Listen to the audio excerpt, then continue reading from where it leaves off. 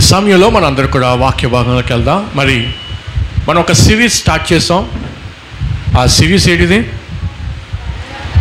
పరలోకానికి వెళ్ళకుండా మనల్ని ఆపేసే ఎన్ని గుంటనక్కలు?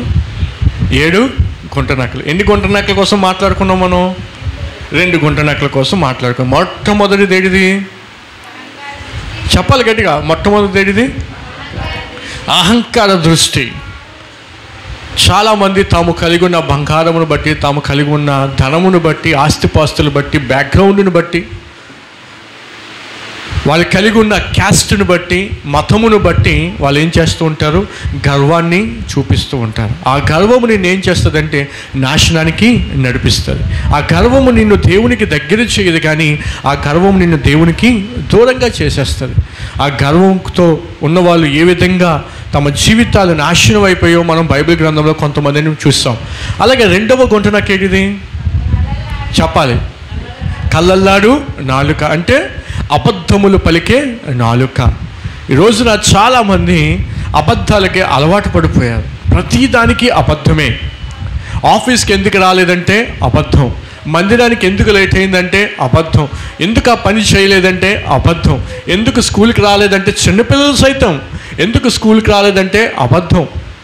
ఎందుకు అలాగుండవు అంటే అబద్ధం. దేవుడి మందిరానికి ఎందుకు లేట్ అయిందంటే అబద్ధం. ఆ సేవకుడు ఏదైనా చెప్తే అబద్ధం. ప్రతిదానికి అబద్ధాలు చెప్పడమే. ఒక ఉద్యోగంలో జాయిన్ అవ్వాలన్నా అబద్ధమే. ఒక ప్రమోషన్ కొట్టాలన్నా అబద్ధమే.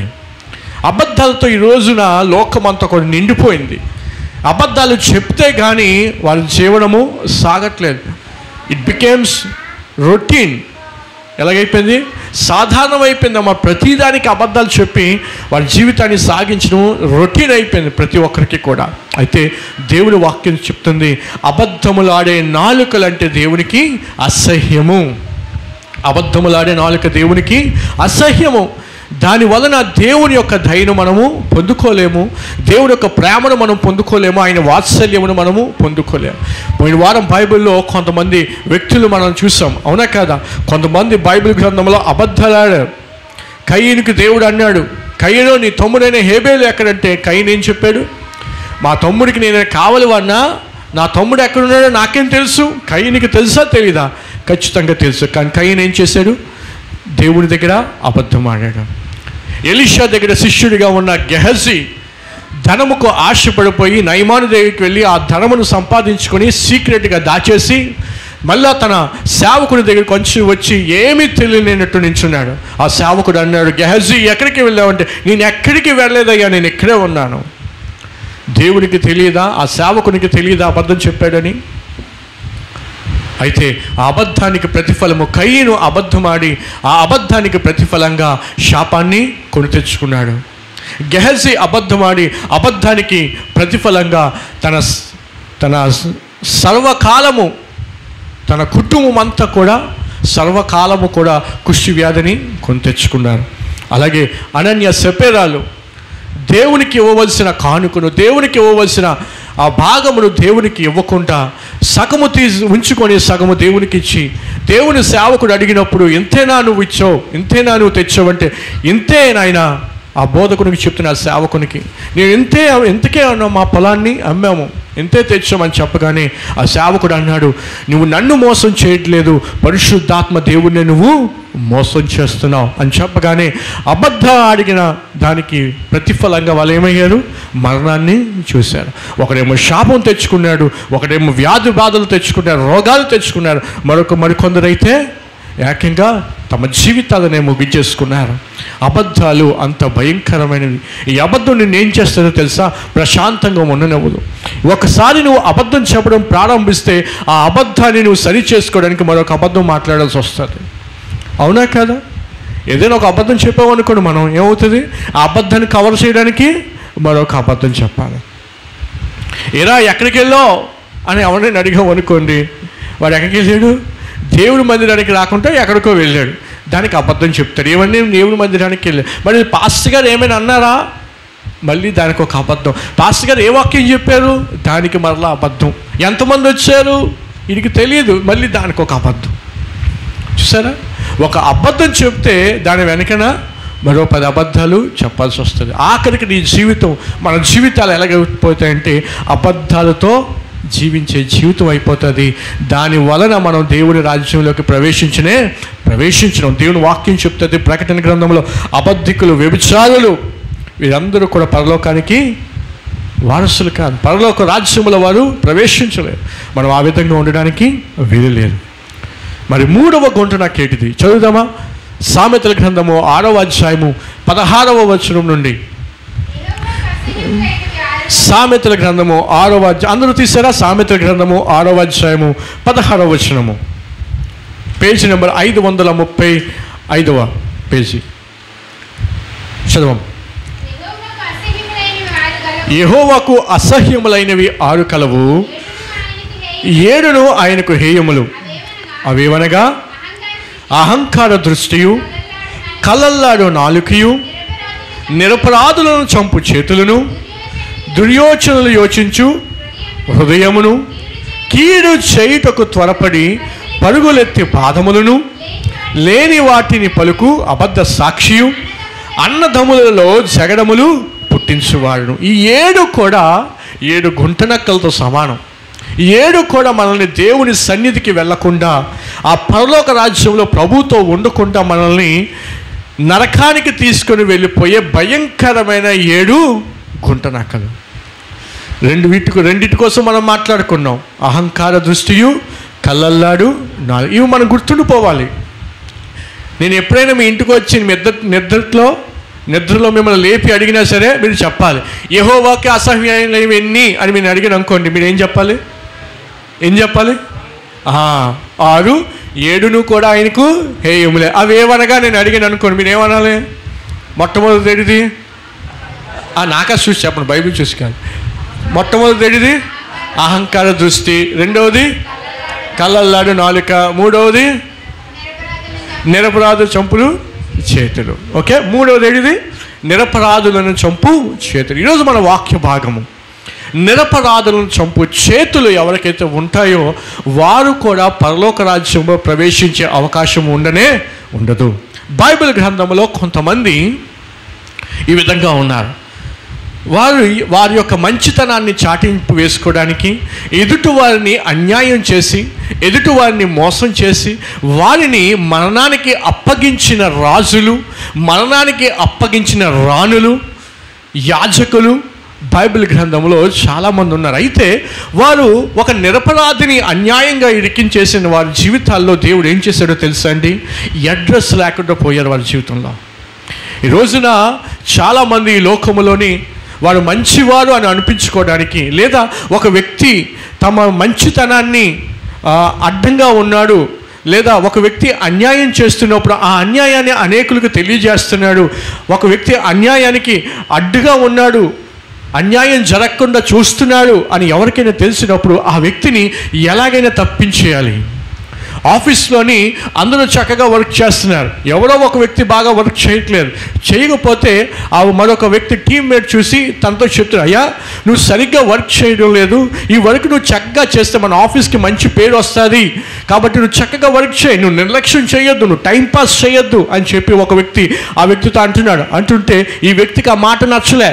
ఈ వ్యక్తికి నా దగ్గరకు వచ్చి నాతో మాట్లాడుతున్నాడు, టైంపాస్ కోసం నాతో మాట్లాడుతున్నాడు అని చెప్పి అసూయ పంచుకొని ఏం చేశాడంటే ఆ వ్యక్తిని, ఈ మంచి వ్యక్తి ఆ వ్యక్తికి సలహా చెప్తే, తన మంచి కోసం ఆ వ్యక్తి చెప్తే, ఈ టీంలో ఉన్న వ్యక్తి ఏం చేశాడంటే ఆ వ్యక్తి ఒక నాశనాన్ని కోరుకొని ఈ వ్యక్తిని ఎలాగైనా సరే ఆఫీస్ నుండి బయటికి పంపించేయాలి అని చెప్పి లేనిపోనివి ఆఫీస్లో రూమర్స్ క్రియేట్ చేసి లేనిపోని పని చేస్తున్నాడని చెప్పి ఆఫీస్లోని ఒక కథ లేసి తన యొక్క మేనేజ్మెంట్తో చెప్పి ఆ యొక్క వ్యక్తి యొక్క ఉద్యోగాన్ని ఊడించేశాడు. ఒక వ్యక్తి అన్యాయం జరుగుతున్నప్పుడు ఇది అన్యాయము అని చెప్పడం కూడా ఈరోజు తప్పు అయిపోతుంది చాలామందికి. నువ్వు చేస్తుంది తప్పు అని ఎవరైనా ఒక వ్యక్తి చెప్తున్నప్పుడు ఏ వ్యక్తి అయితే తప్పు అని చెప్పాడో ఆ వ్యక్తి మీద బురద చల్లే పనులు ఈరోజు చేయడం లేదా చాలామంది. ఒక కుటుంబం బాగుంటే, ఒక కుటుంబం చక్కగా ఆత్మీయంగా ఎదుగుతూ ఉంటుంటే, ఆ భార్యాభర్తలు చాలా సంతోషంగా ఆనందంగా ఉంటుంటే ఆ భార్యాభర్తలు ఎలాగైనా విడగొట్టాలని బురద చల్లేవారు లేదంటారా? ఆ కుటుంబం చక్కగా సంతోషంగా ఉంటే ఆ కుటుంబంలో ఎలాగైనా సరే ఏదో ఒక సమస్య పెట్టాలని చెప్పి లేనిపోని విషయాలు, తల్లికి తెలియకుండా బిడ్డల కోసం, బిడ్డలకి తెలియకుండా తల్లిదండ్రుల కోసం, భార్యకు తెలియకుండా భర్త కోసం, భర్తకు తెలియకుండా భార్య కోసం లేనిపోని మాటలు చెప్పి వారి కుటుంబాలను నాశనం చేసేవారు లేదంటారా ఈ రోజున? చేయలేని తప్పుకు, చేయలేని అన్యాయానికి ఒక మంచి వ్యక్తుల్ని కూడా ఈరోజు ఏం చేస్తున్నారు? తప్పు పట్టి అన్యాయం చేస్తున్నారు. దేవుడు అంటున్నాడు, అటువంటి అన్యాయము చేసే వ్యక్తులు పరలోకానికి ఏమాత్రము అర్హులు కానే కాదు. నిరపరాధులను చంపు చేతులవి. ఏంటంట? నిరపరాధులను చంపు చేతులు. మంచోడే, అటువంటి మంచి వ్యక్తిని ఏం చేస్తున్నారు? ఈరోజు చంపి పడేస్తారు. దానికి కారణం ఏంటో తెలుసా? అసూయ. ఏంటిది? అసూయ. నీకన్నా ఒక వ్యక్తి ఒక ఉన్నతమైన స్థాయిలో ఉంటే చూసి తట్టుకోలేకపోతున్నావే. నీకంటే ఒక వ్యక్తి ఒక మంచి పొజిషన్లో ఉంటే నువ్వు చూసి తట్టుకోలేకపోతున్నావే.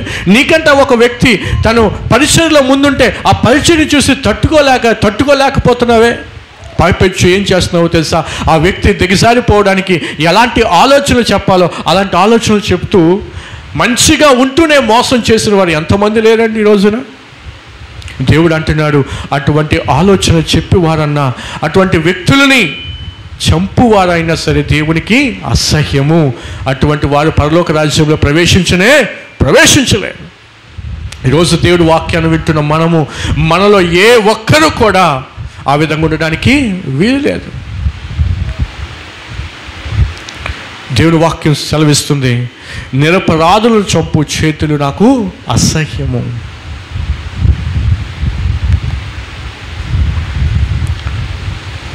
రెండో సమూయేలు గ్రంథము 11వ అధ్యాయము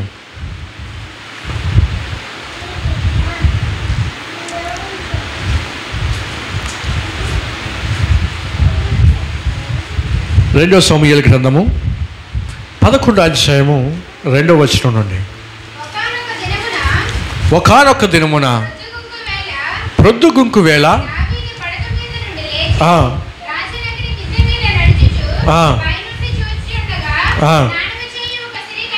కనబడెను. చూచి దావీదు దానిని సమాచారము తెలుసుకున్నట్టుకై ఒక దూతను పంపెను.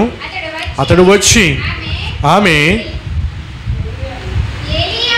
ఏలియాము కుమార్తెయు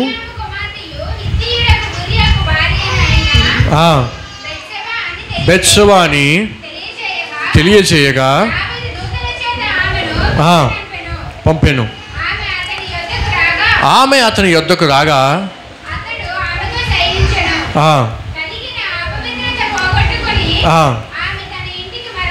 మరలా వచ్చాను.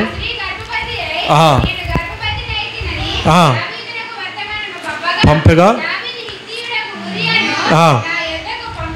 పంపమని దూత ద్వారా యోవాబుకి ఆజ్ఞ ఇచ్చాను.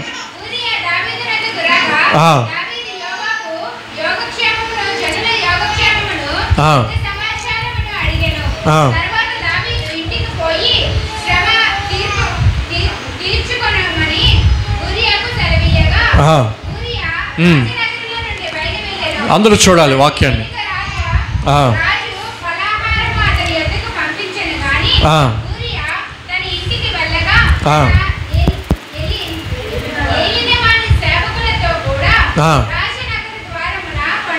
పండుకొనేను.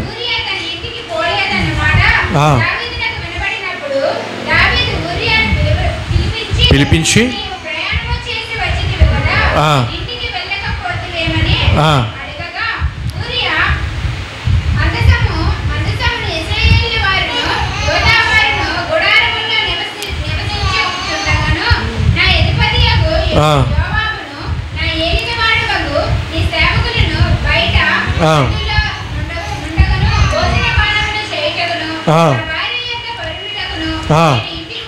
నేను ఇంటికి పోదునా నీ తోడు, నీ ప్రమాణము తోడు, నేను ఇలాగ చేయవాడని కానని దావీదు నేడును నీవు ఇక్కడ నుండుము, రేపు నీకు సెలవిత్తునని ఊరియాతో అనగా, ఊరియా నాడును మరునాడును యెరూషలేములో నిలిచాను.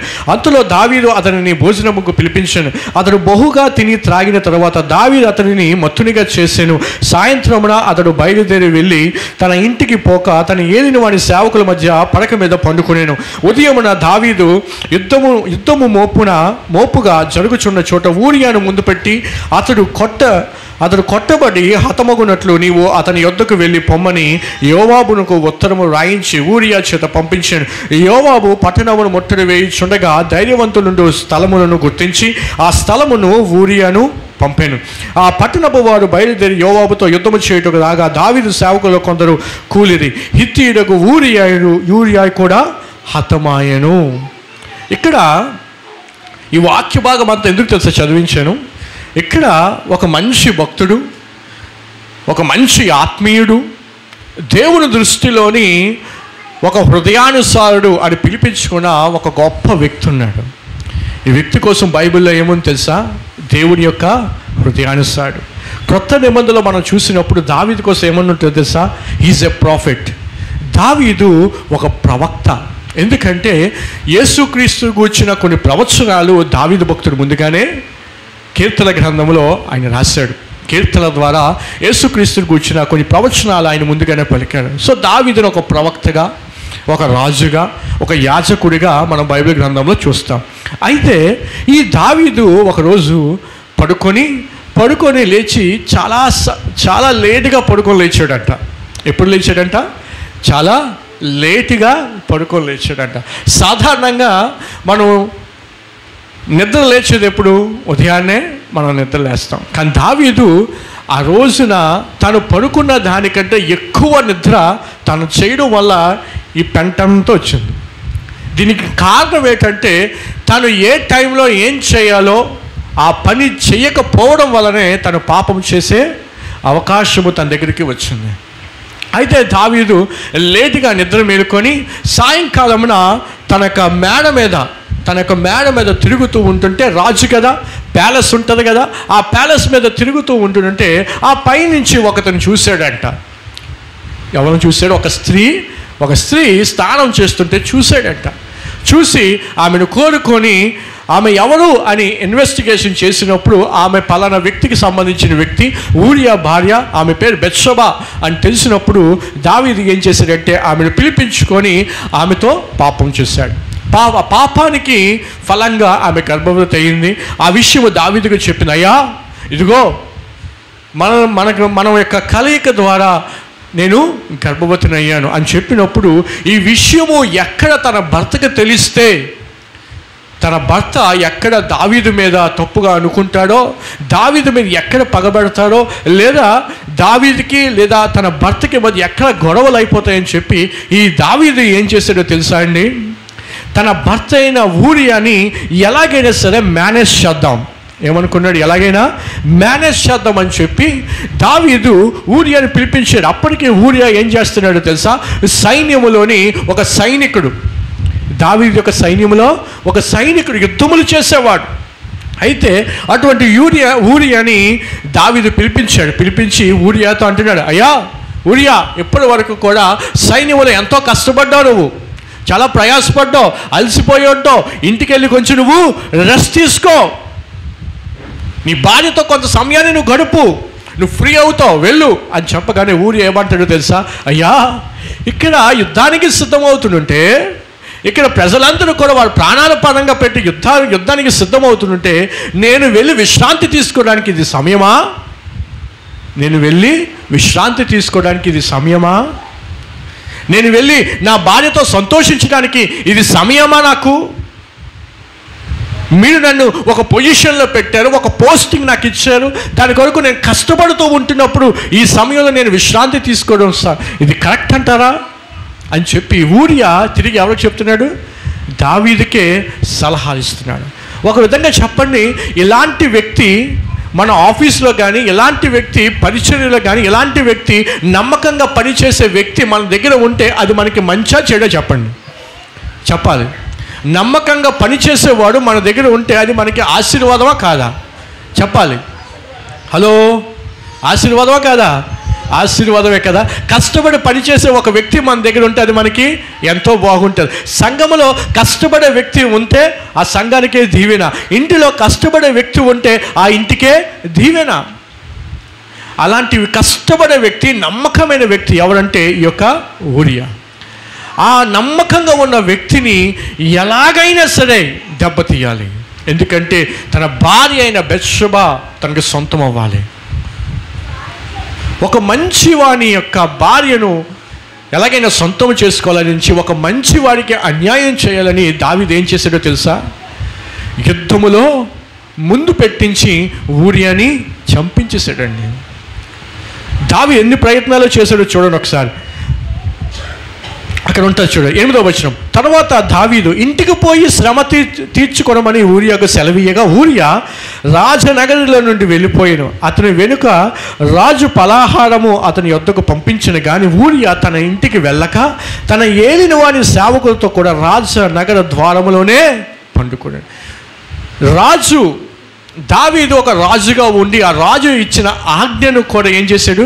ఊరియా పక్కన పెట్టి, రాజుగారు ఏదో అనుకోకుండా మాట చెప్పుంటారులే, ఎందుకంటే యుద్ధానికి సిద్ధమవుతున్నాం, సైన్యం సిద్ధమవుతుంది, ఇక్కడ పనిచేసే సమయం ఇది, పని చేసినప్పుడు మనం విశ్రాంతి తీసుకోవడానికి మంచి పని కాదు, దీనివల్ల నా రాజుకి అన్యాయం జరుగుతుంది, రాజుకి చెడ్డ పేరు వస్తుందని చెప్పి కష్టపడుతుంటే దావీదు చూడండి ఎన్ని ప్రయత్నాలు చేసి ఎన్ని ట్రయల్స్ వేసాడో. ఊరియాని ఎలాగైనా సరే ఇంటికి పంపించాలి, ఊరియాని ఎలాగైనా సరే తన భార్య దగ్గర పంపించాలి, మేనేజ్ చేయాలి, ఆ గర్భఫలాన్ని ఎలాగైనా సరే మేనేజ్ చేసేయాలి అని చెప్పి దావీదు ఎన్నో ప్రయత్నాలు చేశాడు. ఆ తర్వాత ఇంకా ఏమంటాడు చూడండి. ఊరియా తన ఇంటికి పోలేదన్నమాట దావీదు వినినప్పుడు దావీదు ఊరియాను పిలిపించి, నువ్వు ప్రయాణము చేసి వచ్చితివి కదా, అయ్యా ఊరియా నువ్వు చాలా ప్రయాణం చేసి వచ్చావు కదా, ఇంత ప్రయాణం చేసి వచ్చావు, అలసిపోతావు కదా, నీ ఒళ్ళు అలసిపోతుంది కదా, స్ట్రైన్ అయిపోతావు కదా, ఇంటికి వెళ్ళి రెస్ట్ తీసుకోవచ్చు కదా, ఇంటికి వెళ్ళిపోకపోతివేమని అడగగా ఊరియా మందసమును ఇజ్రాయేలు వారును యూదా వారును గుడారములో నివసించుచుండగను నా అధిపతియగు యోవాబును నా ఏలిన వాడనగు నీ సేవకులను బయట దండులో నుండగను భోజన పానములు చేయుటకును నా భార్య వద్దకు పరుండుటకును నేను ఇంటికి పోదునా? ఎంత నమ్మకస్తుడండి ఊరియా, ఎంత నమ్మకస్తుడండి, ఎంత నమ్మకమైన ఉద్యోగం. ఈరోజు అడుగుతున్నాను, నువ్వు పనిచేసే చోట లేదా నువ్వు చదివే చోట లేదా నీ ఇంటిలో ఈ నమ్మకత్వం ఉందా? అడుగుతున్నాను. ఈరోజు సమయం వచ్చింది కాబట్టి, సందర్భం వచ్చింది కాబట్టి నేను మీతో మాట్లాడుతున్నాను. ఊరియా తను ఎక్కడైతే పని చేస్తున్నాడో ఆ పని చేసే చోట ఒక నమ్మకత్వం. ఈ రోజున చాలామంది యవనస్తులు పనులు చేసేటప్పుడు ఒకరోజు ఆఫీస్కి వెళ్తే ఒకరోజు ఆఫీస్కి వెళ్ళరు, 2 రోజులు ఆఫీస్కి వెళ్తే 2 రోజులు ఆఫీస్ ఎగ్గొట్టేస్తారు. ఏమనంటే ప్రతిరోజు వెళ్ళబుద్ధి వేయట్లేదు. మరి నువ్వు కష్టపడకుండా దేవుడు నీకు అడిగినప్పుడు, నువ్వు ప్రార్థన చేసినప్పుడు, నువ్వు దేవుని మొరపెట్టినప్పుడు దేవుడు నీకు ఆ ఉద్యోగాన్ని ఇచ్చాడే, మరి దేవుడు నాకు నిన్ను ప్రేమించి నీ ప్రార్థన ఆలకించి నీకు ఆ ఉద్యోగాన్ని ఇచ్చినప్పుడు ఆ ఉద్యోగంలో నువ్వు నమ్మకంగా పని చేయకపోతే అక్కడ దేవుడి నామం ఎలా మహిమపరచబడుతుంది చెప్పండి? నువ్వు 2 రోజులు వెళ్ళి 4 రోజులు ఇంటి దగ్గర ఉంటే 2 రోజులు వెళ్ళి 2 రోజులు నువ్వు ఆ ఆఫీస్కి వెళ్ళకపోతే నీ చుట్టూ ఉన్న అధికారులు నీ కోసం ఏం మాట్లాడుకుంటారో తెలుసా? క్రైస్తవుడు అంటండి, దేవుడు నమ్ముకున్నాడంట, ప్రతిదానికి ఎగ్గొడేస్తాడు, ఆఫీసు ప్రతిదానికి మానేస్తాడు. అక్కడ నీ కోసం ఇచ్చే సాక్ష్యం ఎలాంటిది? అక్కడ నీకోసం మాట్లాడే ఆ సాక్ష్యము, అధికారులు ఇచ్చే సాక్ష్యం ఎలాంటిది? ఒకసారి ఆలోచించే. అధికారే నువ్వు వెళ్ళిపో ఇంటికన్నా సరే, అయ్యా ఇక్కడ పని ఉంది, ఇక్కడ సమస్య ఉంది, నేను ఉండాలి, వీళ్ళందరూ పనిలో ఉన్నప్పుడు, వీళ్ళందరూ పని చేస్తున్నప్పుడు నేను ఒక్కనే ఎందుకు వెళ్ళిపోవాలి? ఇంటికి వెళ్ళి రెస్ట్ తీసుకోవడానికి ఇది సమయమా అని చెప్తున్నా సరే దావీదు ఏం చేస్తున్నాడంట? ఇంకా ప్రయత్నాలు చేస్తున్నాడు. ఎలాగైనా దావీదుని పంపించాలి, ఎలాగైనా ఊరియాని పంపించాలి, ఊరియాని పంపించాలి తనని. అయినా సరే ఊరియా ఒప్పుకోకపోయేసరికి దావీదు ఏం చేశాడో తెలుసా? యోవాబును పిలిపించి, ఆ సైన్యాన్ని నడిపించే యోవాబును పిలిపించి, వినాలి, ఈ పేర్లు, ఈ క్యారెక్టర్స్ అన్ని జాగ్రత్తగా గుర్తుంచుకోవాలి. అందుకే మీకు విడమర్చి మరి చెప్తున్నాను. ఇవి వాక్యాన్ని చెప్తున్నప్పుడు ఆ వాక్యాన్ని మనం అన్వయించుకున్నప్పుడు ఆ క్యారెక్టర్స్ కూడా మనం గుర్తుంచుకోవాలి. ఆ యోవాబును పిలిపించి దావీదు అంటాడు, యోవాబు, ఇదిగో యుద్ధము జరుగుతుంది కదా, అందరూ సిద్ధమవుతున్నారు కదా, అయితే ఎక్కడైతే బలవంతులు ఉండి యుద్ధము చేస్తున్నారో ఆ బలవంతుల దగ్గరికి ఈ ఊరియాని పంపించేయి, ఊరియాని ముందు పెట్టి చంపించేయి అని చెప్పి ఒక లెటర్ రాసి ఆ ఉత్తరం ఎవరి ద్వారా పంపించాడంట? ఊరియా ద్వారానే పంపించాడు. ఏ వ్యక్తిని అయితే చంపేయమంటున్నాడో ఆ వ్యక్తి చేతికే తన మరణ శాసనాన్ని ఇచ్చి దావీదు పంపించాడండి. ఎంత తెలివిగా ప్రవర్తించాడో దావీదు చూడండి. ఈరోజు ఉంటారు చాలామంది, వాళ్ళు తప్పు చేసినా సరే ఎవరికి తప్పు దొరకదు. తప్పు చేసినా తప్పుకి దొరకదు అసలు. అందరి ముందు ఒక మంచి వాడిగా పేరు పొందుకుంటూ, అందరి ముందు ఒక చక్కటి వ్యక్తి అండి, మంచి ఆత్మీయుడండి, మంచి ఆత్మీయురాలని అందరి చేత మంచి పేరు పొందుకుంటారు. కానీ వారి యొక్క వ్యక్తిగతంగా వాళ్ళని చూస్తే వారంత దుర్మార్గులు మరొకరు ఉండరు. దావీదు ఆ ఇజ్రాయెల్ దేశాన్ని అంతటి ఒక గొప్ప రాజు, తన చుట్టూన్న పరివారం అందరికీ మంచి రాజుగా పేరు పొందుకున్నారు. కానీ లోపల దుర్మార్గత. ఊరియాని ఎలాగైనా సరే చంపించాడు. ఆఖరికి దావీదు అనుకున్నది చేసేసాడండి. ఏం చేశాడు? ఊరియాని యుద్ధంలో ముందుని పెట్టించి చంపించేశాడు. ఒక నిరపరాధిని చంపేశాడు అన్యాయంగా. ఏ తప్పు చేయలేదు, ఏ అన్యాయము చేయలేదు, ఏ దోషము చేయలేదు, ఎవరిని ఏమనలేదు. పోనీ ఏదైనా అన్యాయంగా పని చేశాడంటే అన్యాయంగా చేయలేదు, ఏదైనా తప్పుడు పనులు చేశాడంటే ఏమీ చేయలేదు. ఒక నిరపరాధిని చంపిన పాపము ఎవరి మీద పడింది?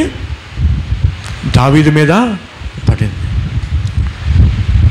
దేవుడు వాక్యం సెలవిస్తుంది, నిరపరాధులను చంపు చేతులు నాకు అసహ్యము.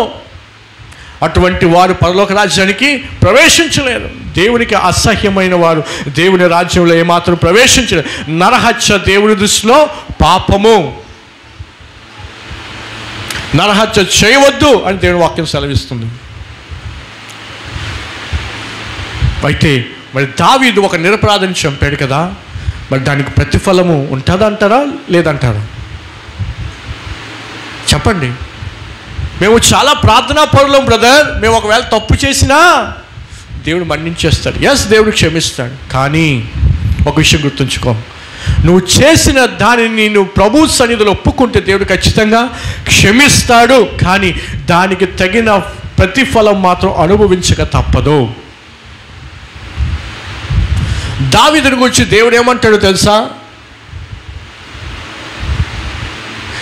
దావీదు హిత్తీయుడైన ఊరియా విషయములో తప్ప తన జీవిత కాలములో ఎన్నడూ దావీదు తప్పు చేయలేదు. What a statement! ఒక అద్భుతమైన స్టేట్మెంట్. దేవుడే ఎవరిచ్చారు? దేవుడే దావీదు కోసం ఒక అద్భుతమైన స్టేట్మెంట్ ఇచ్చాడు.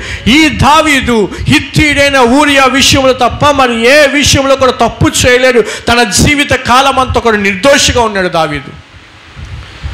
దేవుడు క్షమించేశాడు. కీర్తన 51వ అధ్యాయం మనం చూసినట్లయితే ఆ 51వ అధ్యాయంలో దావీదు తన పాపమును ఒప్పుకొని ఎంతగా ప్రభు సన్నిధిలో ప్రాధేయపడతాడో తెలుసు. ఒకసారి చూస్తారా? కీర్తన గ్రంథము 51వ అధ్యాయము. కీర్తన గ్రంథము 51వ అధ్యాయం మనం చూసినట్లయితే అక్కడ దావీదు చూడండి ఏమంటాడో, దేవా నీ కృప చొప్పున నన్ను కరుణింపుము, నీ వాత్సల్యత బాహుల్యము చొప్పున నా అతిక్రమములను తుడిచివేయము, నా దోషము పోవునట్లు నన్ను బాగుగా కడుగు, నా పాపము పోవునట్లు నన్ను పవిత్రపరచుము.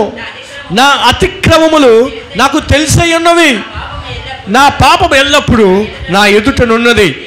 నీకు కేవలము నీకే విరోధముగా నేను పాపము చేసి ఉన్నాను, నీ దృష్టి ఎదుట నేను చెడు నడత చేసి ఉన్నాను. కావున ఆజ్ఞ ఇచ్చినప్పుడు నీవు నీతిమంతుడుగా అగపరచుదువు, తీర్పు తీర్చినప్పుడు నిర్మలుడుగా అగబడదువు. నేను పాపములో పుట్టినవాడనయ్యా, పాపములోనే నా తల్లి నన్ను కన్నదయ్యా. నీవు అంతరంగములో సత్యమును కోరుతున్నావు, ఆంతర్యం నాకు జ్ఞానము తెలియచే అని చెప్తూ ఆ అధ్యాయం అంతా కూడా దావీదు ఎప్పుడు తెలుసా రాశాడు? అక్కడ 11వ వచనం చదవండి ఒకసారి. నీ సన్నిధిలో నుండి నన్ను త్రోసివేయకము, నీ పరిశుద్ధాత్మను నా యొద్ద నుండి తీసివేయకము. నీ రక్షణ ఆనందము మరలా నాకు పుట్టించు, సమ్మతి గల మనసు కలుగజేసి నన్ను దృఢపరచుము. ఈ అధ్యాయం అంతా మనం చూసుకున్నట్లయితే దావీదు ఎప్పుడు ఈ అధ్యాయం రాశాడో తెలుసా అండి? బెత్షెబా విషయంలో, ఊరియా విషయంలో, బెత్షెబా విషయంలో దావీదు పాపము చేసి ఆ పాపమును ప్రభు సన్నిధిలో ఒప్పుకున్నప్పుడు ఈ యొక్క కీర్తన రాశాడు. ఆ చూడండి 51వ అధ్యాయం దగ్గర అక్కడ మీకు కనిపిస్తుందా? చదవండి. దావీదు బెత్షెబా యొద్దకు వెళ్ళిన తర్వాత నాతాను ప్రవక్త అతని యొద్దకు వచ్చినప్పుడు అతను రచించిన కీర్తన. ఎప్పుడు రాశాడు ఈ కీర్తన? దావీదు పాపము చేసి దేవుని దృష్టిలో ఒక దోషిగా ఉన్నప్పుడు దావీదు అనుకున్నాడు, ఎవరో నన్ను చూడలేదు, ఒక మంచి వ్యక్తిని నేను చంపించేశాను, ఒక నిరపరాధిని అన్యాయం చేశాను, కానీ ఎవరు నన్ను చూడలేదు, నేను చలామణి అయిపోతున్నాను అని చెప్పి అనుకుంటున్నప్పుడు, ఈరోజు మనం కూడా చాలాసార్లు అలాగే అనుకుంటాం కదా. ఏదైనా ఒక చెడు పని చేసినప్పుడు, దేవునికి ఇష్టలేని కార్యం చేసినప్పుడు ఎవరు నన్ను చూడలేదు కదా, చాలా చక్కగా మేనేజ్ చేస్తారు కదా. చాలామందికి స్కిల్స్ ఉంటాయండి. ఏ స్కిల్స్? Management skills. ఎంత మంచి మేనేజ్మెంట్ స్కిల్స్ అంటే అసలు ఎవరికీ దొరకరు. ఇంటిలో అన్యాయం జరుగుతున్నా సరే ఎవరు తప్పు చేశారనేది ఎవరికీ తెలియదు. సంఘంలో ఏదో జరుగుతుంది అని తెలిసినప్పటికీ ఎవరి వల్ల ఆ సమస్య వచ్చిందో అస్సలు బయటపడరు. Very good management skills. David also this type of management skills. ఆయనకు కూడా ఇటువంటి మేనేజ్మెంట్ స్కిల్స్ ఉన్నాయి. అయితే ఎవరూ చూడకపోవచ్చు, కానీ నిన్ను సృష్టించిన దేవుడు నిన్ను చూడ్డా? నిన్ను తయారు చేసిన దేవుడు చూడకుండా ఉంటాడా? చూశాడండి. చూసి ఏం జరిగింది దావీదు జీవితంలో చూద్దామా? అదే 2వ సమూయేలు గ్రంథము 11వ అధ్యాయము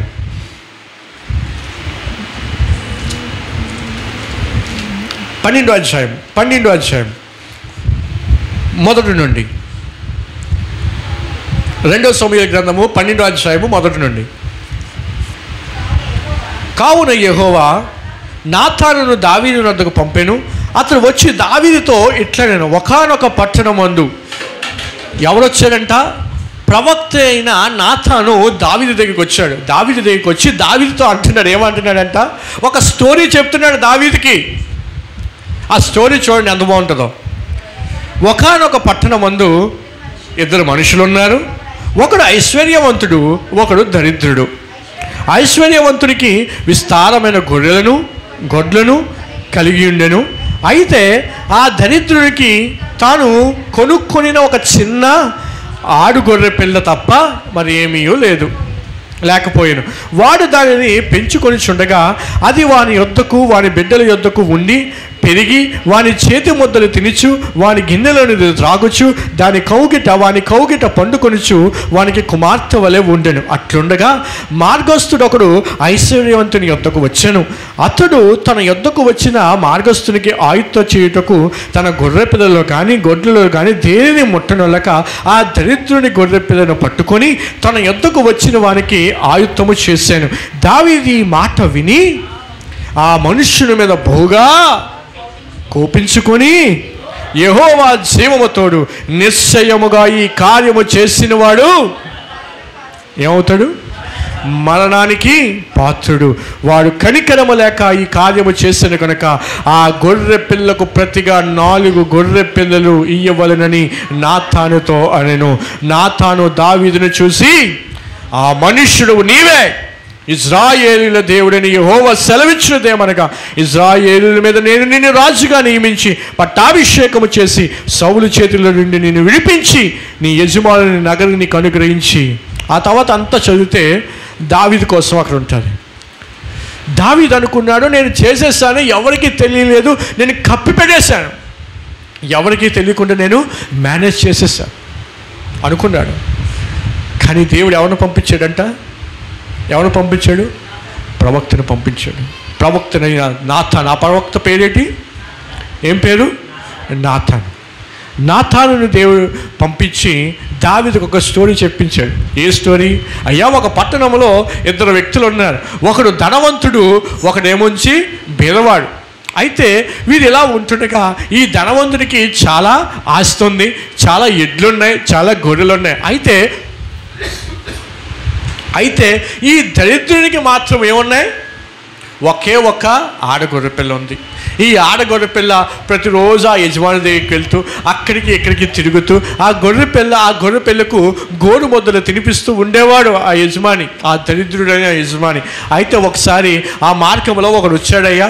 వచ్చి నీకు దగ్గర ఏమైనా ఉంటే నాకు ఇవ్వు అని అన్నప్పుడు ఈ యొక్క ధనవంతుడు ఏం చేశాడంటే తన దగ్గర అనేకమైన గొర్రెలు ఉన్నప్పటికీ వినాలి, నా వైపు వినాలి, పిల్లలు చూడద్దు, సైలెంట్గా ఉండు. అయితే ఈ ధనవంతుడు తన దగ్గర ఉన్న గొర్రెపిల్లలు కాకుండా దరిద్రుని దగ్గర ఉన్న ఆ ఒక్కగానొక్క గొర్రెపిల్ల, ఆ ఒక్కగానొక్క ఆడ గొర్రెపిల్లని తీసుకొని వెళ్ళి ఇచ్చేశాడయ్యా. అనగానే దావీదు కోపం వచ్చేసిందండి. దావీదుకి కోపం వచ్చేసింది. ఏం మాట్లాడుతున్నావు? అటువంటి వాడు బ్రతికొనడానికి వీల్లేదు. ఆ ఐశ్వర్యవంతుడి దగ్గర అన్ని గొర్రెపిల్లలు ఉన్నాయి కదా, అవన్నీ కాకుండా ఈ పేదవాడి దగ్గర ఉన్న గొర్రెపిల్లను అన్యాయంగా తీసుకొని ఇచ్చేస్తాడా? అన్యాయంగా బలిగిచ్చేస్తాడా? అట్లాంటోడు బతికొనడానికి వీళ్ళు, అటువంటి వ్యక్తి బ్రతికొనడానికి ఛాన్స్ లేదు, ఎలాగైనా సరే చంపేయాలి అన్నప్పుడు నాతాను అంటున్నాడు, అయ్యా రాజు అయిన దావీదు, ఆ వ్యక్తి ఎవరో కాదు, ఆ మనుష్యుడువు నువ్వే. ఆ మనుష్యుడు నువ్వే. నీ దగ్గర చాలామంది భార్యలు ఉన్నారు, చాలామంది ఉపపత్నులు ఉన్నారు. ఇవేమీ కాకుండా నీ దగ్గర పనిచేస్తున్న ఒక సైనికుని భార్యను నువ్వు ఆశించి ఆ సైనికుని నువ్వు యుద్ధంలో చంపించేసావు. అయితే దావీదు ఏమన్నాడు తెలుసా అండి? ఆ స్టోరీ అంతా విని దావీదు అంటాడు, దానికి ప్రతిఫలంగా ఆ వ్యక్తి 4 గొర్రెపిల్లల దరిద్రునికి ఇవ్వాలి. ఎన్ని ఇవ్వాలంట?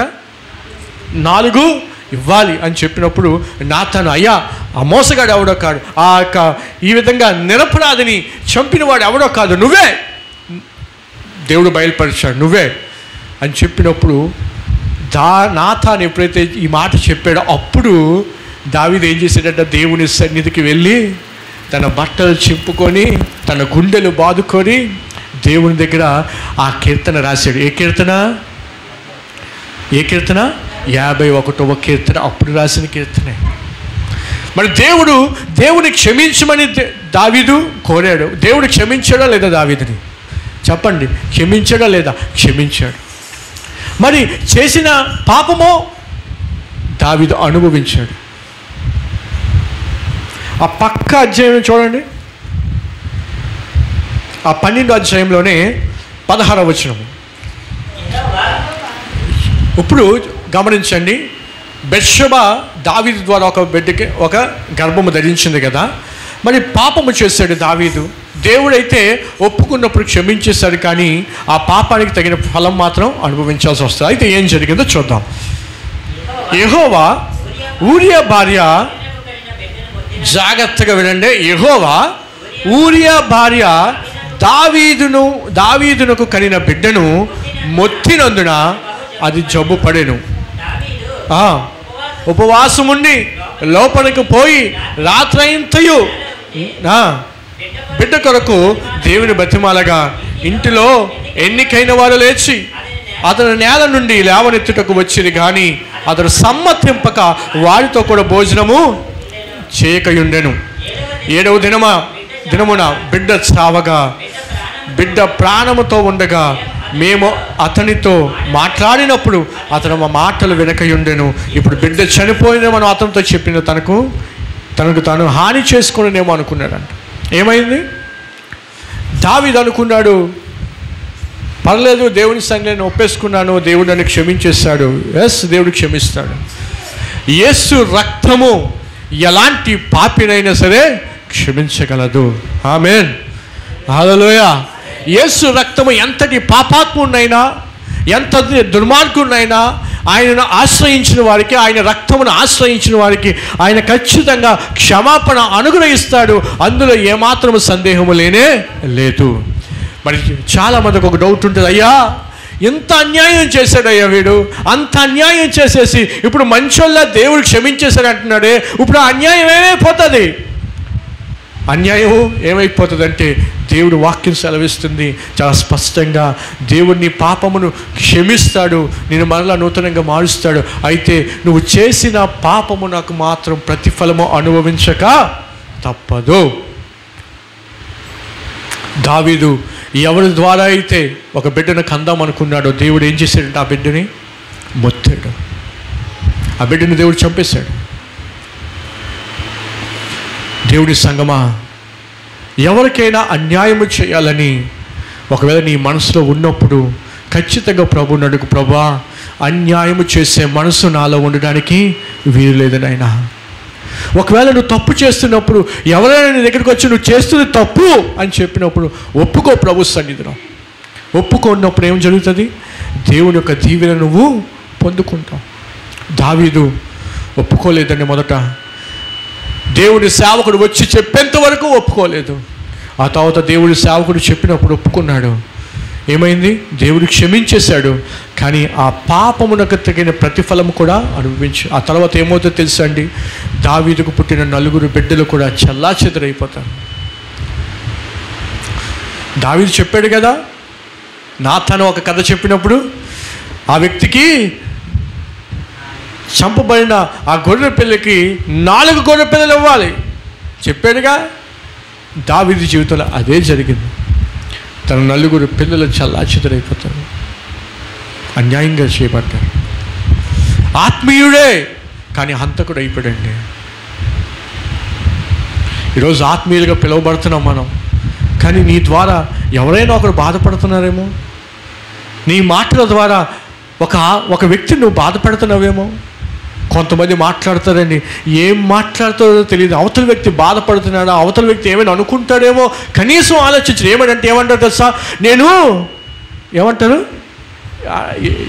భలేగంటారు ఆ మాట ఏంటిది, ముక్కుసూడిగా మాట్లాడతారు కదా, ఇంగ్లీష్ లేదా అంటారండి, గుర్తురాట్లేదు.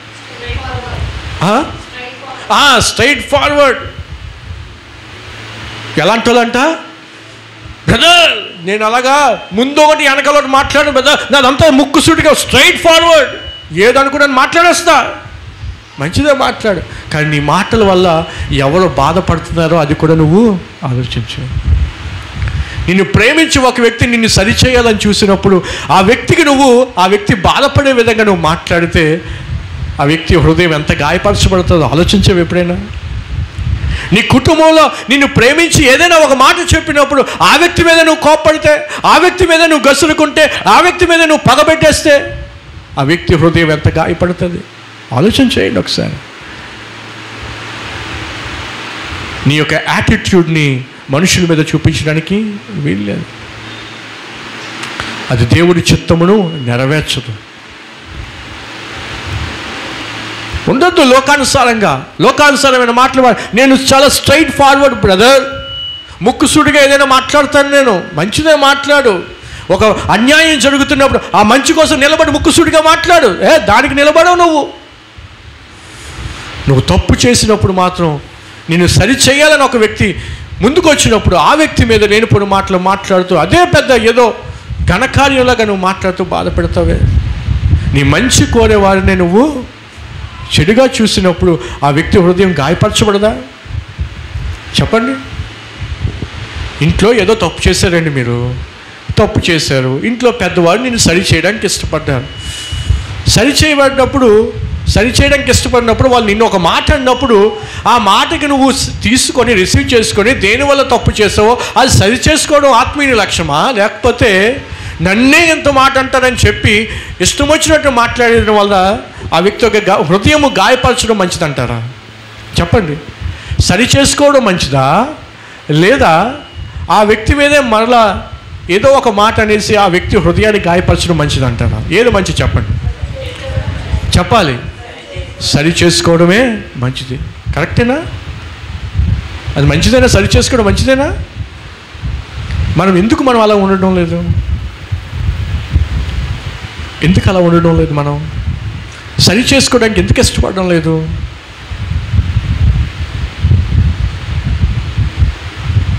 దయచేసి చెప్తున్నాను, దేవుని సేవకునిగా మనం దేవుని స్వారూప్యంలో మారాలంటే చెప్తున్నానండి, దేవుడు వాక్యం ఏం చెప్తుందో ఆ వాక్యానుసారంగా మనం ఉండాలి. ఈ వాక్యం ఏం చేస్తుందో తెలుసా? మనం సరైన మార్గంలో నడిపి. అందుకే దావీదు భక్తుడు అంటాడు, అయ్యా నీ వాక్యము నా పాదాలకు దీపమయ్యా, నేను ఏ మార్గంలో వెళ్ళాలో చూపించేది నీ వాక్యమే. మరి దేవుడు నీతో వాక్యం ద్వారా దేవుడు నీతో సూటిగా స్పష్టంగా మాట్లాడుతున్నప్పుడు ఆ వాక్యానికి ఎందుకు లోబడడం లేదు? నువ్వు వాక్యానికి లోబడకపోతే ఏ మనిషి దగ్గర కూడా నువ్వు లోబడవు. నువ్వు వాక్యాన్ని గౌరవించకపోతే మనుషులందరి దగ్గర నువ్వు హేళన చేయబడతావు. మరొకసారి చెప్తున్నాను, బీ కేర్ఫుల్. దావీదు అనుకున్నాడు, నాకు నచ్చింది చేసేస్తాను. ఒక నిరపరాధం చంపేశాడండి, దానికి ప్రతిఫలం పెడితేసా తన కుటుంబమే చెల్లాచెదురైపోయింది. దావీదు కుటుంబం అంతా చెల్లాచెదురైపోయింది. దావీదు కొడుకే తన చెల్లిని చెరిపేస్తాడండి. తట్టుకోలేడు దావీదు. ఒక కుటుంబంలోని అన్నే ఏం చేస్తాడు? చెల్లిని అన్యాయం చేస్తాడు, హేళన చేస్తాడు. దావీదు ఏం చేయాలి అర్థం కాదు, ఎందుకు ఎలాగవుతుంది? దానికి కారణం ఏంటో తెలుసా? ఒక నిర్దోషిని చంపించేస్తాడు, హంతకుడిగా మారిపోయాడు దావీదు. తన జీవితంలో ఒకే ఒక్క పాపము తన జీవితాంతము బాధపడే విధంగా చేసిందండి. ఆత్మీయులుగా పిలువబడుతున్న మనము, దేవుని సంఘముగా ఉంటున్న మనము, ఏ విషయంలో కూడా మనం ఒకరిని బాధ పెట్టడానికి వీలు లేదు. మరొక వ్యక్తిని నేను మీకు పరిచయం చేస్తాను. బైబిల్ గ్రంథంలో చాలామంది ఉన్నారు ఇలాగ అన్యాయం చేసిన వాళ్ళు. మొదటి రాజుల గ్రంథము 21వ అధ్యాయము. తెలుగు బాగా వచ్చిన వాళ్ళు, ఫాస్ట్గా చదివిన వాళ్ళు చదువుతారా? 1వ రాజుల గ్రంథము 21వ అధ్యాయము 1 నుండి.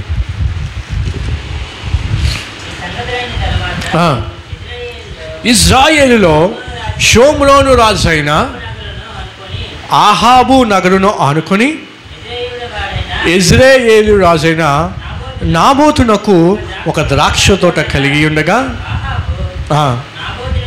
పిలిపించి, నీ ద్రాక్ష తోట నా నగరును ఆనుకొని ఉన్నది కనుక అది నాకు కోడ తోటకిమ్ము, దానికి ప్రతిగా దానికంటే మంచి ద్రాక్ష తోట నీకిచ్చేదను, లేదా నీకు అనుకూలమైన ఎడల దానిని క్రయమునకిమ్మని అడిగాను.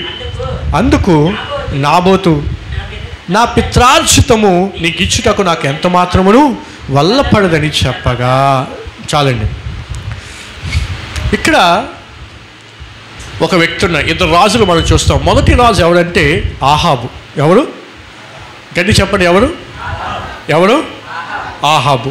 రెండవ రాజు ఎవరంటే నాబోతు. ఎవరు? నాబోతు. ఈ నాబోతుకి ఒక తోట ఉంది. ఈ తోట ఎలాగుందంటే, ఆహాబు రాజుకున్న ఆ యొక్క భూమి ఉంటుంది కదా, ఆ భూమికి ఆనుకొని ఈ యొక్క నాబోతు యొక్క తోట, ద్రాక్ష తోట ఉంది. అయితే ఆహాబు నాబోతుతో అంటాడు, అయ్యా నీ ద్రాక్ష తోట నా నగరకు ఆనుకొని ఉంది, నా యొక్క మన భాషలో చెప్పాలంటే నా ఏరియాలో ఉంది. కొంతమంది ఉంటారు కదా, కొంచెం ఒక అడుగు దాటినా ఒప్పుకోడు, నీ అడుగు ఎందుకు నా స్థలంలోకి వచ్చింది అని గొడవడే టైప్ ఉంటారు. ఈ ఆహాబు అంటున్నాడు, అయ్యా నాబోతు, నీ యొక్క ద్రాక్ష తోట నా నగరకు ఆనుకొని ఉన్నది కాబట్టి నీ ద్రాక్ష తోట నాకు అమ్మే, లేదా నీ ద్రాక్ష తోట కన్నా శ్రేష్టమైనది నేను నీకు ఇస్తాను అని చెప్పినప్పుడు నాబోతు అంటాడు, అయ్యా నేను అమ్మేయచ్చు, కానీ అది నాకు పితరులు ఇచ్చింది, మా తాత ముత్తాతల దగ్గర నుంచి వస్తున్న ఆస్తి అయ్యేది. నా పిత్రార్జితము నేను అమ్మడానికి ఇష్టపడను, ఎందుకంటే మా తాత ముత్తాతలు సంపాదించి నాకు, నేను వారసుడిగా ఉన్నానని నాకు అది ఇచ్చారు, నేను దాన్ని అమ్మదలుచుకోవట్లేదు, నేను దాన్ని అమ్మను, సారీ ఏమనుకోకు అని చెప్తే ఈ నాబోతు ఏం చేశాడు చూడండి.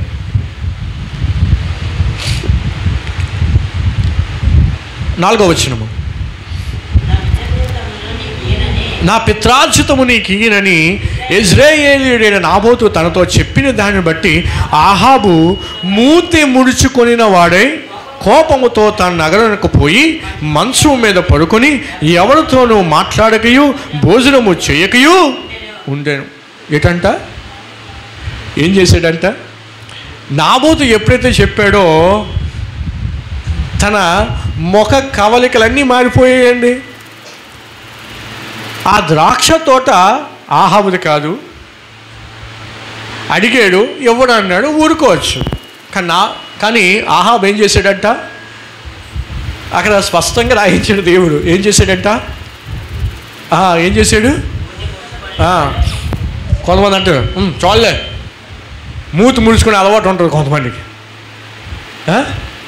ఇంకా మొహంలోనే చూపించేస్తాడు, మొహంలోనే కోపం, మొహంలోనే ద్వేషం, మొహంలోనే అయిపోయావురా నువ్వు అన్నట్టు పెట్టేస్తాడు కొంతమంది మొహాలు. ఈ ఆహాబు ఏం చేశాడంట? నాబోతు ఎప్పుడైతే చెప్పాడో వెంటనే తన మూతి ముడిచేసుకొని కోపంతోని, ఎలాగా ఉందా లేదా, అక్కడ ఉందా లేదా, యాంగ్రీ విత్ యాంగ్రీ అని ఉంటుంది. తన కోపంతోని తన నగరికి వెళ్ళిపోయి ఎవరితోని అలక అంటారు చూసారా, కొంతమందికి అలకలు ఉంటాయండో. భర్త ఏవైనా, భార్య భర్తని ఏవైనా అడిగినప్పుడు భర్తగా నేను తేలేదనుకోండి, వెంటనే ఇవే కనిపిస్తాయి. మూతి ముడుచుకోవడం, నీకు నాకు తుచ్, నీకు నాకు కట్టిఫ్, నీకు నాకు మాటలు లేవు, తినరు, ఎవరి వైపు చూడరు, ఎవరితోనే మాట్లాడరు, ఏం చేస్తారు, ఎవరికి కనిపించరు, రూముల్లోకి వెళ్ళిపోతారు, డాబా మీదకి వెళ్ళిపోతారు, ఇంకొంతమంది ఏకంగా రోడ్ల మీదకే వెళ్ళిపోతారు. వీళ్ళందరూ ఏ కేటగిరీకి సంబంధించిన వాళ్ళు తెలుసా? ఆహాబు అక్కలో చెల్లెళ్ళు. ఎవరిళ్ళు? ఆహాబు యొక్క అక్కలో చెల్లెళ్ళు. అడిగినది వెంటనే రాకపోతే, అడిగినకి వెంటనే దక్కకపోతే వెంటనే మొహంలో చూపించేస్తారు. మొత్తం ఇంకా అర్థమైపోతుంది భర్తకి. పాపం ఏం చేస్తాడు భర్త? పాపం తన దగ్గర ఉందో లేదో ఆలోచించాడు. కొంతమంది భార్యలు ఉంటారు, భర్తల్ని పీక్కు తినేస్తారు. నాకు అది కావాలి, తెస్తావా తేవా, నా దగ్గర డబ్బులు లేవే, నాకు అదంతా అనవసరం, ఎందుకు పెళ్లి చేసుకున్నావు మరి, లేకపోతే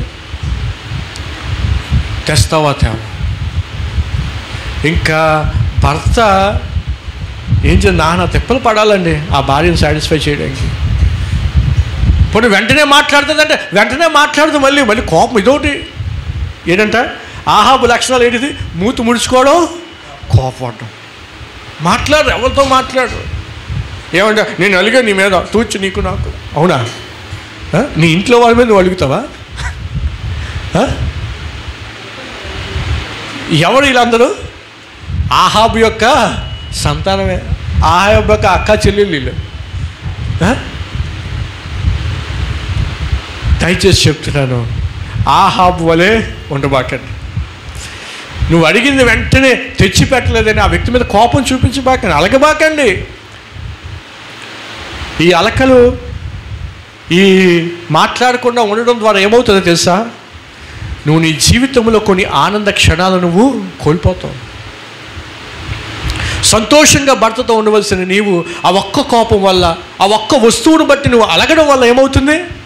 నీ భర్తతో గడపవలసిన ఆనంద క్షణాలు నువ్వు కోల్పోతున్నావు. నీ భర్తతో కలిసి నువ్వు ఉండవలసిన ఆ సమయాన్ని నువ్వు కోల్పోతున్నావు. నీ ఇంటిలో నీ అత్తమామలు కావచ్చు, నీ కోడలతో కావచ్చు, నీ అల్లులతో కావచ్చు, నీ తల్లిదండ్రులతో కావచ్చు, నువ్వు గడపవలసిన ఆ ఆనందకరమైన సమయాన్ని నువ్వేం చేస్తున్నావు? పోగొట్టేసుకుంటున్నావు. కారణం ఏంటో తెలుసా? నీ అలక. అది కూడా దేనికి? నువ్వు ఏదో అడిగావు, అది వెంటనే నీ దగ్గరికి రాలేదని నువ్వు అలుగుతున్నావు. దాన్ని బట్టి నువ్వేం చేయబడుతున్నావు? మనుషులందరి దృష్టిలో ఒక నెగిటివ్ థాట్ నీ మీద వచ్చేస్తే తెలుసా నీకు ఆ విషయం? మరలా ఎప్పుడైనా నిన్ను ఆ వ్యక్తి చూసినప్పుడు కానీ, ఆ వ్యక్తితో మాట్లాడినప్పుడు కానీ ఒక ఆలోచన వస్తుంది, ఎలాంటితో ప్రేమగా మాట్లాడలేమరా, ప్రతిదానికి అలుగుతాడు, ప్రతిదానికి ముఖం చిన్నబుచ్చుకుంటాడు, ప్రతిదానికి మూతి ముడుచుకుంటాడు, ఎవరితో మాట్లాడడు, లోపలికి వెళ్ళిపోతాడు, డోర్లు వేసేసుకుంటాడు.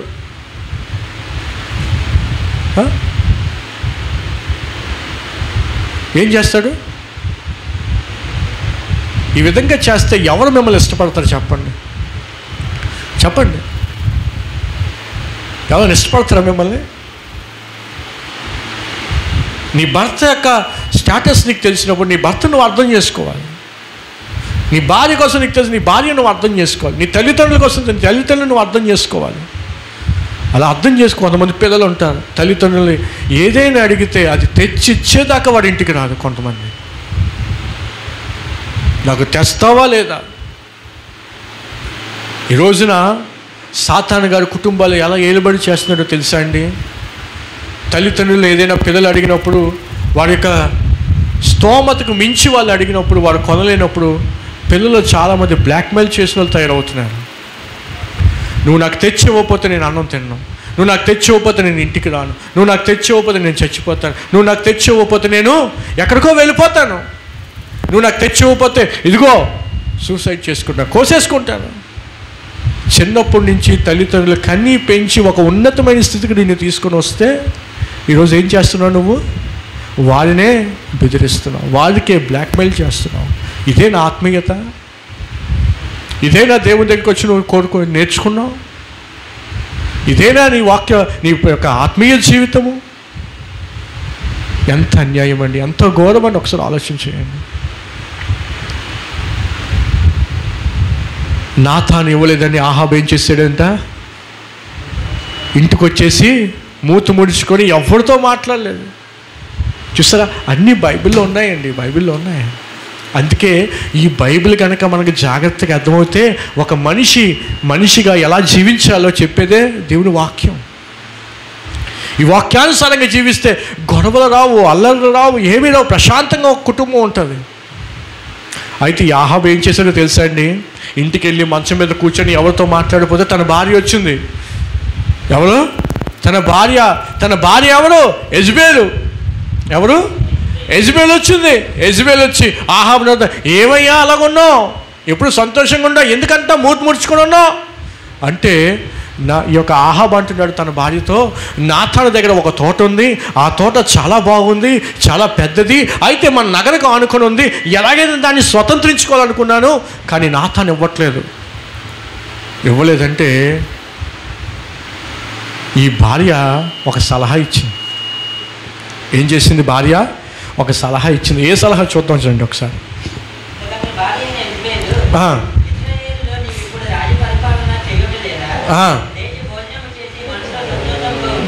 మనసులో సంతోషముగా ఉండుము, నేనే యెజ్రెయేలీయుడైన నాబోతు ద్రాక్ష తోటని గిప్పించెదనని అతనితో చెప్పి. ఏంటంటుందంటే తన భార్య ఏమంటుందంట? తన భర్త డల్లగా ఉన్నాడని, తన భర్త ఏమీ తినలేదని చెప్పి ఆ భర్తతో అంటుంది, అయ్యా నువ్వేం బాధపడకు, నీకు నేనున్నాగా. సగభాగం కదా ఏంటిది? కొంతమంది సగభాగాలు ఉంటారు. భర్త ఏదైనా తప్పు చేస్తే సరిచేసే భార్యలు కాదు, ఏం చేస్తాడు? ఆడి మీద ఎలా పగ తీర్చుకోవాలో సలహాలు ఇస్తారు కొంతమంది. కొంతమంది భర్తలు తల్లిదండ్రుల మీద అడిగారు అనుకోండి, ఈ భార్య చెప్తుంది, నువ్వు మీ అమ్మ నాన్నలతో మాట్లాడడం కాదు, వాళ్ళకి తగినట్టుగా చెయ్యాలి, వాళ్ళని ఏడిపించో, ఇంట్లోంచి పంపించాయి. మంచి చెప్పవలసిన భార్యలు ఏం చెప్తున్నారండి? ఇంకా ఆ వ్యక్తిని దుర్మార్గంగా మార్చేస్తున్నారు. ఈ యెజబెల్ ఏం చెప్తుందంట? అయ్యా నువ్వు అలా సంతోషంగా లేకుండా నాకు నచ్చడంలే, నీకోసం నేను ఒక ప్లాన్ చేస్తా, ఒక స్కెచ్ గీసా. ఏంటిది? ఒక స్కెచ్ గీసా. అప్పట్లోనే మంచి ప్లానింగ్ వేశారు బైబిల్ గ్రంథంలో చాలామంది. అది వేసిన స్కెచ్లు మామూలుగా కాదు. ఈ రోజున చాలామంది అవి చూసి నేర్చేసుకుంటున్నారు. మంచి నేర్చుకోండి అంటే నేర్చుకోడు. ఎవరినైనా ఒకటి అరే మారరా నువ్వు, దేవుడు ఎలాంటి వాడినైనా మారుస్తాడురా అంటే, దావీదు పాపం చేయలేదా అంటాడు ఒకడు. ఆ తర్వాత దావీదు దేవునితో ఎలాగున్నాడో అది వద్దు, తిరిగి అది వద్దు, ఏంటి కావాలి? దావీదు పాపం చేయలేదా, అందుకే నేను చేస్తాను. తర్వాత దావీదు సరిచేయబడ్డాడు, దేవుడి కొరకు వాడబడ్డాడు, అదొద్దా, అదంతా నాకు అనవసరం, ఈ పాపమే కావాలండి. లేదంటారు అలాంటి వాళ్ళు. నువ్వు దేనినైతే ఇష్టపడుతున్నావో దానినే నువ్వు చూస్తావు, దేనిని చూస్తావు ఆ ప్రకారమే నువ్వు నడుస్తావు. పైపెచ్చు మళ్ళీ పైకి మాత్రం ఆత్మీయ కబుర్లండి, మాట్లాడితే ఎలా ఎంత ఆత్మీయులుగా మాట్లాడతారో, వాళ్ళంత ఆత్మీయులే లేనట్టుగా మాట్లాడతారు. అయితే యెజబెల్ ఏ సలహా ఇచ్చిందో చూడండి.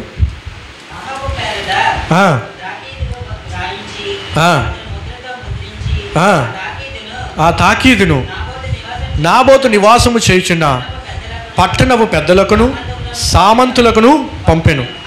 ఆ తాకీదులో ఒక లెటర్ రాయించింది. ఆ లెటర్ రాయించి ఒక స్టాంప్ వేయించి ఒక ముద్ర వేయించింది. అయితే ఆ లెటర్లో ఏముందంటే చూడండి, ఉపవాస దినము జరగవలనని నాబోతును జనుల ఎదుట నిలవబెట్టి నీవు దేవునిని రాజును దూషించుతావని అతని మీద సాక్ష్యము పలుకుటకు పనికి మాలిన 2 మనుషులను సిద్ధపరిచి తీర్పు అయిన మీదట అతన్ని బయటకు తీసుకొని పోయి రాళ్ళతో చావగొట్టుడి. అబ్బా, ఏం స్కెచ్ గీసిందండి భార్య. భర్త అలిగినప్పుడు భార్య ఏం చెప్పాలి చెప్పండి? నిజంగా ఒక మంచి స్త్రీ అయితే, మంచి భార్య అయితే ఏం చెప్పాలి? పోన్లేనయ్యా, మనకి చాలా ద్రాక్ష తోటలు ఉన్నాయి కదా, ఆ ద్రాక్ష తోట ఎందుకు మనకి? దేవుడు ఇచ్చిన కానీ మనం సంతోషంగా ఉన్నాం కదా, ఆ సంతోషంలో మనం ఉండొచ్చు కదా, ఆ తోటే మనకెందుకు? ఏదో వాళ్ళ పితరులు ఇచ్చింది అంటున్నాడు కదా, వాళ్ళ తాత ముత్తాతలు ఇచ్చింది అంటున్నాడు కదా, దానికోసం ఎందుకయ్యా మనకి ఆరాటం? మనం సంతోషంగా ఉందామయ్యా అని చెప్పవలసిన భార్య ఏం చేసింది? నేను ఒక స్కెచ్ గీస్తా, దాన్ని కూడా ఆక్రమించేసుకుందాం. ఒక లెటర్ రాయించింది. ఆ లెటర్లో ఏముంది తెలుసా? ఒక ఉపవాస దినం చాటించు, ప్రజలందరూ కూడా ఆ స్థలానికి వస్తారు, ఆ రాజ్యంలోకి వస్తారు. వచ్చినప్పుడు నువ్వు చెప్పు, ఈ నాబోత్ అనే వ్యక్తి దేవునిని రాజుని దూషించాడు కాబట్టి ఇటువంటి దూషకుడు మన మధ్య ఉండడానికి వీల్లేదు అని చెప్పండి. చెప్పినప్పుడు ఆ గుంపులోంచి ఒక 2 సెట్ చేద్దాం. మనం ఆ గుంపు నుంచి 2 ఎంతమంది సెట్ చేద్దాం? 2 సెట్ చేద్దాం. ఆ 2 సెట్ చేస్తే ఆ 2 వచ్చి కేకలేస్తే వాళ్ళు వెళ్ళి అతన్ని చావగొడతారు, రాళ్ళతో కొట్టి చంపేస్తారు అనగానే ప్లాన్ గీసేసింది. ఉపవాస దినం చాటించిన తర్వాత ఈ నాబోతు పట్ల ఏ ప్లానింగ్ అయితే వేసా అదే ప్లాన్ వచ్చిందండి. అదే ప్లాను వర్కౌట్ అయిపోయింది. ఈ యెజబెల్ చూడండి ఏం చేసిందో. ఒక నిరపరాధిని, తన స్థలములో తను ఉంటున్న వ్యక్తిని, తన పొలములో తను ఉంటున్న వ్యక్తిని, తనకిచ్చిన తన పితరులు ఇచ్చిన ఆస్తిలోనే తను ఉంటున్నప్పుడు అన్యాయం చేసి ఏం చేశారండి? ఆ నాబోతుని ఏం చేశారో తెలుసా? ఆ యెజబెల్ చెప్పినట్టుగానే అన్యాయంగా ఉపవాస దినము చాటించి లేనిపోని మాటలు చెప్పించి ఒక అల్లరి చేసే 2 వ్యక్తులను అక్కడ నిలవబెట్టి నాబోతు మీద అబద్ధపు సాక్ష్యము చెప్పించి నాబోతుని రాళ్లతో కొట్టి చంపేశారు. ఎలా చంపారు? ఉందా మాట? చదువుతారు ఒకసారి. అదే ఇచ్చే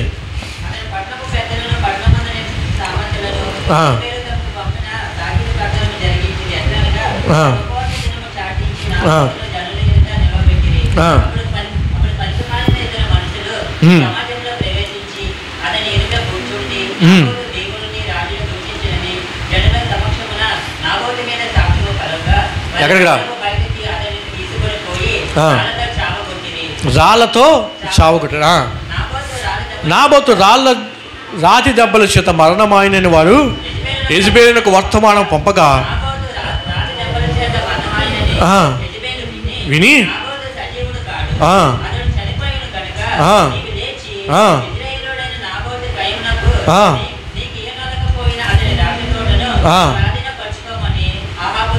ఆహాబుతో చెప్పాను.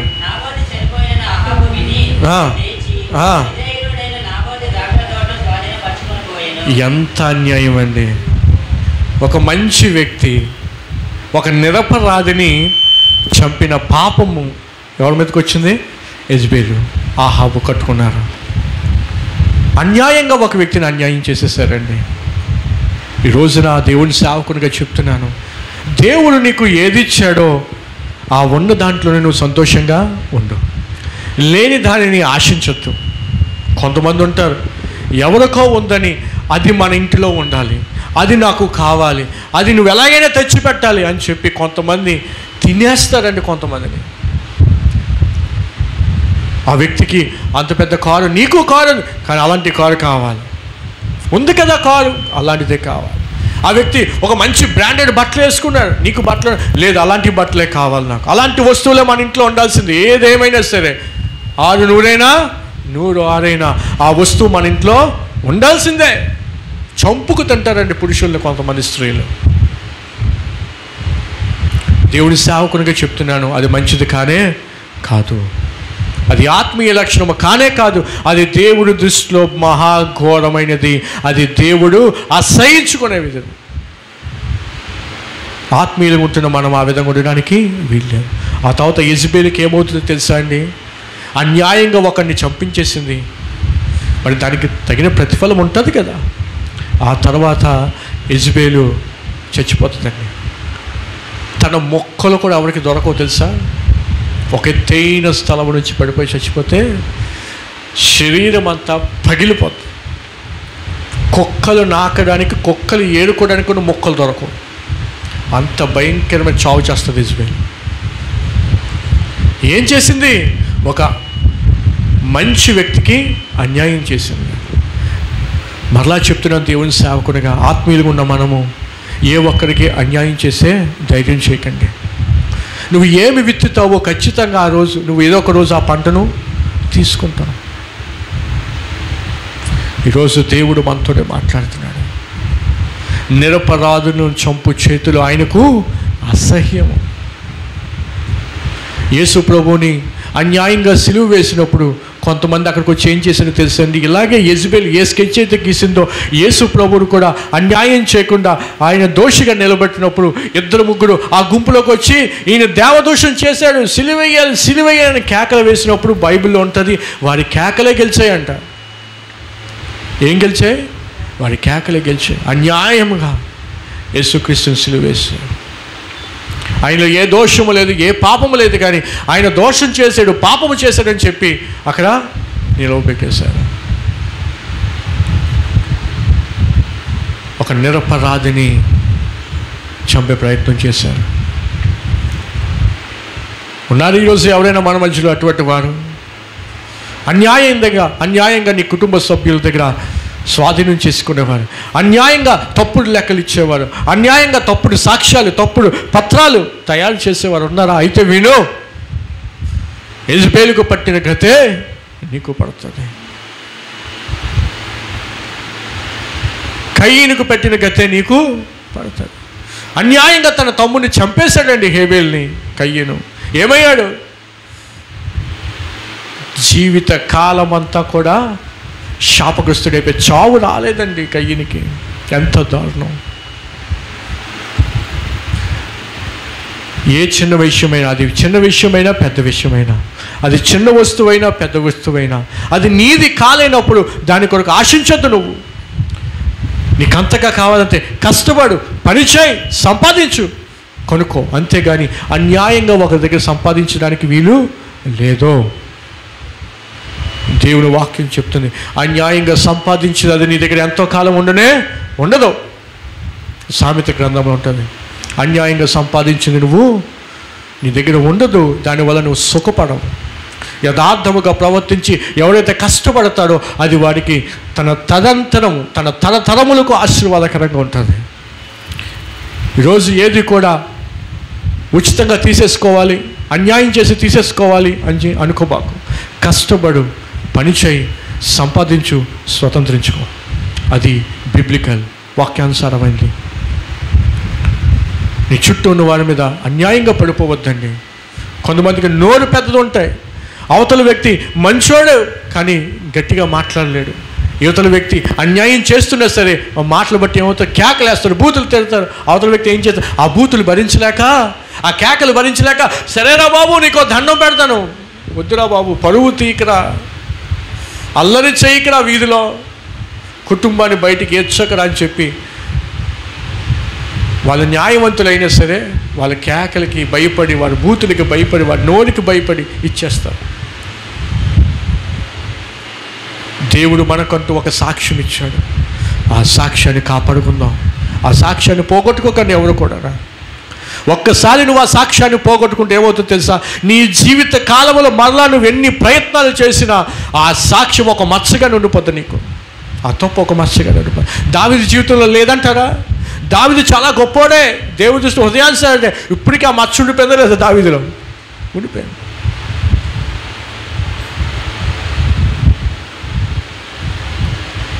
నువ్వు ఒక మంచి వ్యక్తిగా పేరు పొందుకోవాలనుకుంటున్నావా? అయితే ఎవరిని అన్యాయం చేయొద్దు.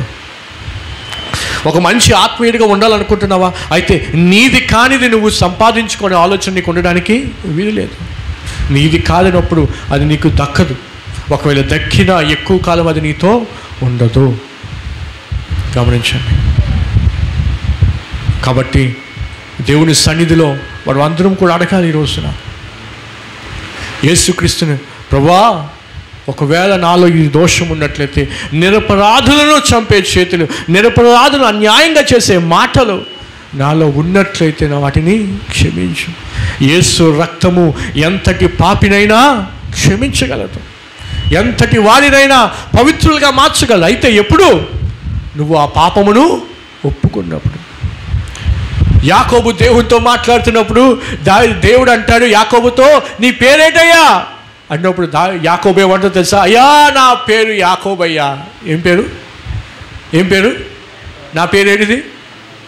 యాకోబు అని చెప్తాడు. ఇదే ప్రశ్న యాకోబుకి 20 సంవత్సరాల క్రితం ఒక ఆయన అడిగాడు. ఇదే ప్రశ్న 20 సంవత్సరాల క్రితం యాకోబుకి ఒక ఆయన అడిగాడు, నువ్వెవరవు అని వాళ్ళ తండ్రి అడిగితే ఏమన్నాడు తెలుసా? నేను యాషావుని. ఏది? నేను యాషావుని, నీ పెద్ద కుమారునయ్యా, నేను యాకోబుని కాదు, యాషావుని. అదే ప్రశ్న 20 సంవత్సరాల తర్వాత దేవుడు అడిగితే దేవుడు ముందు ఒప్పుకున్నాడండి యాకోబు. అయ్యా నేను యాకోబుని మోసగాన్ని అయ్యా, నా తండ్రిని మోసం చేశాను, అన్నను మోసం చేశాను, మా మామను మోసం చేశాను, ఎక్కడికి వెళ్ళినా మోసకరమైన జీవితం, నన్ను క్షమించు, నేను మోసగాన్ని ఒప్పుకుంటున్నాను నీ సన్నిధిలో. తండ్రి దగ్గరేమో 20 సంవత్సరాల క్రితం తన తప్పును కప్పుకున్నాడు, ఒప్పుకోలేదు. ఏం చేశాడు? కప్పుకున్నాడు. 20 సంవత్సరాల తర్వాత జ్ఞానోదయం అయ్యి ఏం చేయాలో దిక్కుతోచని స్థితిలో దేవుడు అదే ప్రశ్న అడిగినప్పుడు ఒప్పుకున్నాడు. అతిక్రమము దాచిపెట్టువాడు వర్ధిల్లుడు, కానీ వాటిని ఒప్పుకొని విడిచిపెట్టువాడు కనికరము పొందుకుంటాడు. యాకోబు కనికరం పొందుకున్నాడా లేదా? దీవించబడ్డాడా లేదా? యాకోబుతో అన్న నీ పేరేంటి? యాకోబయ్యా. అయితే ఇక్కడి నుంచి నువ్వు యాకోబుగా ఉండవు. ఎలాగుంటావు తెలుసావా? ఇజ్రాయేలుగా ఉంటావు. దేవునికి స్తోత్రం, హల్లెలూయా. ఎలాగుంటావు? ఇజ్రాయేల్. ఇజ్రాయేల్ అంటే అర్థం తెలుసా అండి? ఏంటిది ఇజ్రాయేల్ అంటే అర్థం ఏంటి చెప్పండి?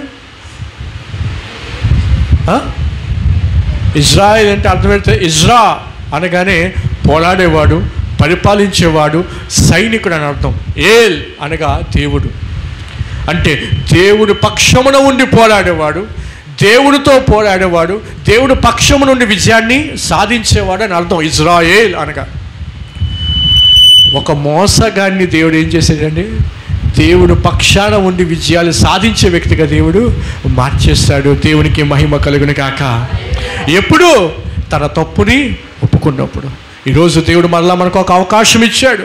ఇప్పటి వరకు కప్పుకున్నావేమో, దేవుడు మరలా ఒక అవకాశం ఇచ్చాడు ఆయన సన్నిధిలో నీ జీవితాన్ని ఒప్పుకోవడానికి. కాబట్టి ఈరోజు ప్రభు సన్నిధిలో ఒప్పుకుందామా? ప్రభువా నా జీవితంలో ఈ పాపం ఏలుబడి చేస్తుంది, అన్యాయంగా సంపాదించే బుద్ధి, అన్యాయంగా మాట్లాడే మాటలు, అన్యాయంగా వెళ్ళే బుద్ధి, అన్యాయంగా ఇతరులను బాధ పెట్టే మనస్సు నాలో ఉందయ్యా, నన్ను క్షమించు అని ప్రభువుని అడుగుదామా? ప్రతి ఒక్కరు మోకరిద్దాం, ప్రభు సన్నిధిలో ప్రార్థన చేద్దాం. యెహోవాకు అసహ్యములైనవి అహంకార దృష్టియు, కళ్ళల్లాడు నాలుకయు, నిరపరాధులను చంపు చేతులు. ఈరోజు ఒకవేళ నిరపరాధులకు అన్యాయంగా బ్రతికే వారికి అన్యాయం చేసే విధంగా ఉన్నావేమో, ప్రభు సన్నిధిలో మనం క్షమించమని అడుగుదామా?